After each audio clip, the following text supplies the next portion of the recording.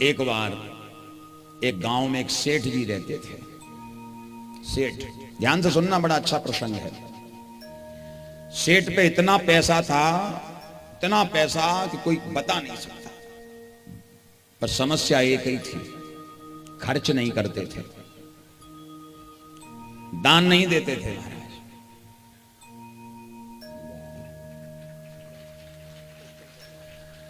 तो पैसा बहुत, दान नहीं करते थे। गांव वाले खूब कहें कि दान करो दान करो दान करो, पर दान ना करें। तो गांव वालों ने हंसी मजाक में नाम रख दिया दानचंद। ध्यान से सुनना, नाम रख दिया दानचंद। दान एक पैसा ना करे, नाम दानचंद। और जैसे ये निकले तो गांव वाले बोले, अरे भैया दानचंद आ गए, दानचंद आ गए, दानचंद आ गए। एक दिन पत्नी ने कहा अपने पति से, सुनो, गांव के लोग कितना कहते हैं कुछ दान करो दान करो दान करो। अरे भगवान ने इतना दिया है, क्या करोगे, थोड़ा दान कर दिया करो, अच्छे सेवा में कहीं लगाओ पैसे को। दानचंद ने कहा पत्नी से, देवी बहुत कोशिश करता हूं कि दान करूं, लेकिन मन ही नहीं करता। ध्यान से सुनना, मन ही नहीं करता। पत्नी ने कहा कि अगर दान नहीं करोगे, पुण्य नहीं कमाओगे, तो यहीं नरक में ही पड़े रहोगे, वहां कैसे जाओगे। तो पता दानचंद क्या बोला पत्नी से, देवी ऐसा कोई पुण्य बताओ जिसमें खर्चा ना हो, ऐसा कोई पुण्य बताओ खर्चा ना हो। पत्नी ने कहा, हाँ एक ऐसा पुण्य है जिसमें खर्चा नहीं होगा। क्या? बोले यहां से 7 किलोमीटर 8 किलोमीटर दूर गंगा जी बहती है। कल सोमवती अमावस्या है, तुम वहां चले जाओ और गंगा जी में स्नान करोगे तो कुछ तो पुण्य मिलेगा ही, और पैसा भी खर्च नहीं होगा। दानचंद को यह बात जम गई। दानचंद बोला, वाह तेने ये बात बढ़िया बताई। अब दानचंद अगले ही दिन सवेरे मतलब 4 बजे ही उठ गए, और 4 बजे उठ के महाराज गंगा जी जाने को तैयार हुए। आए गंगा नहा के आएंगे, पुण्य कमाएंगे। और जैसे ही चले गंगा नहाने को तो ध्यान आया कि 8 किलोमीटर है, अगर टेम्पू में बैठ के जाऊंगा तो किराया लगेगा, खर्च तो होगा, तो क्या करें। बोले पैदल चलो। तो पैदल गया। बताओ कितना कंजूस आदमी, 8 किलोमीटर पैदल गया, जैसे तैसे पहुंचा। अब जैसे गंगा किनारे पहुंचा तो इसके मन में विचार आया कि घाट पे नहाने जाऊंगा और कहीं कोई पंडा मिल गया। क्यों पंडा? आप लोग जाते होंगे इलाहाबाद है, प्रयाग जाते होंगे, हरिद्वार जाते होंगे। अगर कोई पंडा मिल गया और पंडा बोला लाओ यजमान दक्षिणा दो, तो फिर मैं कैसे दूंगा पैसा, तो मन ही नहीं करता देने को। और गंगा नहाना है तो इतना कंजूस आदमी, इतना कंजूस आदमी। देखो दुनिया के लोग जब गंगा नहाने जाते हैं तो घाट पे नहाने जाते हैं, और ये गया मुर्दा घाट पे, जहां आदमी एक ही बार जाता है बस अंत समय में, वहां गया। और पता क्या कहता है, गंगा गंगा एक जैसी, बैसोई पानी वहां बैसोई पानी यहां, मन चंगा कठौती में गंगा। पहुंच गया। अच्छा, भगवान ऊपर से देख रहे थे। भगवान ने सोचा बड़ा ही महाराज कंजूस आदमी है कि बताओ घाट छोड़ के मुर्दा घाट पे नहाने आया है। अब मुर्दा घाट पे पहुंचाओ, क्या इधर लकड़ी पड़ी, कंडे पड़े, कपड़े पड़े, उसे कोई ध्यान नहीं है, कंजूसी इतनी, कुछ नहीं दिख रहा उसे।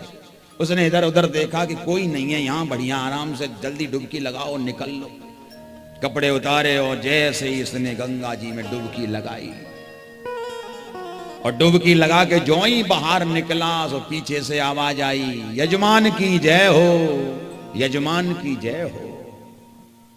और जैसे ही देखा इसने तो सामने पंडा खड़ा है,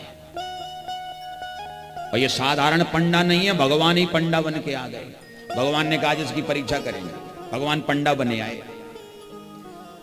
जैसे इसने पंडा को देखा, और पंडा का डंडा बड़ा खतरनाक होता है, आप कितनी भी चालाकी चल लो पर पंडा से नहीं बच सकते। बोलो राधे राधे। जेब ढीली करनी ही पड़ती है, देना ही पड़ता है। अब नारायण जो है पंडा को देखा सो दानचंद बोला, क्यों पंडा जी मुर्दा घाट भी नहीं छोड़ा, यहां भी चले आए। एक बात बताओ, तुम्हें यहां क्या मिलता है? भगवान तो भगवान है। तो भगवान बोले, भैया जजमान, हम तो संतोषी पंडा हैं, यहीं आसपास पड़े रहते हैं। पूरे दिन भर में एक कोई अच्छा भला आदमी तुम्हारे जैसा आ जाता है और पूरे साल का खर्चा देके चला जाता है। दानचंद बोले, पूरे साल का? भैया हमसे तो 1 घंटा का भी खर्चा नहीं झेलेगा, हमारे भरोसे मत रहना। भगवान बोले, राम राम राम, कैसे आदमी हो? अरे गंगा किनारे आए हो, जब तक तीर्थ पुरोहित पंडा को कोई दक्षिणा नहीं दोगे तो तुम्हारी यात्रा सफल नहीं होगी। लाओ दक्षिणा निकालो, और अगर नहीं है तो उधार लिखा दो, घर पे आके ले लेंगे, पंडाओं का तो काम ही है। तो दानचंद बोला, मन में सोचा कि भाई गांव वाले भी लगे रहते हैं, घर वाले भी कहते रहते हैं दान करो दान करो दान करो, आज कर ही देते हैं। भगवान बोले, बताओ क्या लिखूं? दानचंद ने जैसे तैसे दिल पे पत्थर धर के बोला, लिख लो 1 रुपया। महाराज जो है 1 रुपया लिख लिया। भगवान बोले, चलो कभी घर आएंगे, घर आके ले लेंगे। बोले ठीक है। दानचंद चला, पैदल ही आया और पैदल ही गया। थक गया बेचारा। जब घर पहुंचा पत्नी से कहा, सुनो मैं थक गया हूं, घर में अंदर जाके आराम कर रहा हूं। बोले ठीक है। और जैसे ही अंदर बढ़ा, पीछे से आवाज आई, यजमान की जय हो, यजमान की जय हो। दानचंद ने पत्नी से कहा, देखो दरवाजे पे कौन आया है। पत्नी बाहर आई और पत्नी ने देखा तो पंडा। वापस पत्नी आई और बोली, किसी पंडा को दान लिखा के आए थे? बोले हाँ। बोले वही आ गए हैं। दानचंद बोला, पीछे ही लगे चले आए, थोड़ा तो रुक लिया होता, पीछे ही आ गए। अब जो है महाराज, दानचंद ने दान लिखा तो दिया लेकिन देने का दिल नहीं कर रहा। पत्नी से बोला, सुनो तुम जाके पंडा जी से कह दो कि हमारे पति थक गए हैं, सो उन्हें बुखार आ गया, बीमार हो गए, अभी तबीयत ठीक नहीं है, जब ठीक हो जाए तब तुम आना। पत्नी आई। पत्नी ने कहा, पंडा जी हमारे पति को बुखार आ गया है, बीमार हो गए हैं, अब एक काम करो, जब वो ठीक हो जाए फिर 2-4 दिन बाद आप आना भी जाओ। और पंडा तो पंडा बोला, राम राम राम, यजमान बीमार पड़ा है, उसे बगैर देखे मैं चला जाऊं? नहीं नहीं, अरे देवी कैसी बात करती हो, एक काम करो, हमारे खाने की और रहने की व्यवस्था करो, हम आज यहीं रुकेंगे। अब पत्नी आई। पत्नी बोली, और दे आओ दान। क्या हुआ? बोले वो कह रहे हैं यहीं रुकेंगे और यहीं खाएंगे। दानचंद ने सोचा, एक खर्चा और बड़ा खाने का, अब क्या करें? तो दानचंद ने पत्नी से कहा, सुनो एक काम करो। क्या?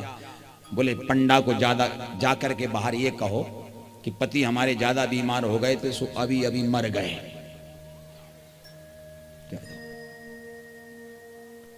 अच्छा एक बात और पूछें, दानचंद नाम तो नहीं किसी का है?